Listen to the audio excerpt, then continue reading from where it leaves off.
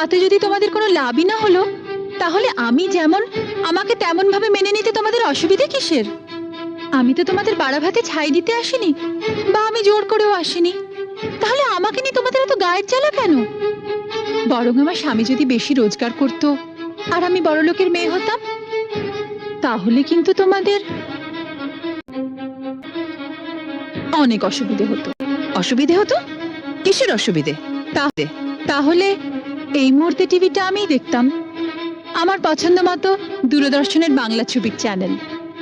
আর তখন তোমাদেরও আমার সঙ্গে বসে বসে ওই বাংলা ছবির প্যানপ্যানানি ঘ্যানঘ্যানানি দেখতে হতো। কারণ তখন তো তোমরা আর বড় লোকের বউকে চটাতে পারতে না। তাই যা হয়েছে ভালোই হয়েছে, সাপে বর হয়েছে।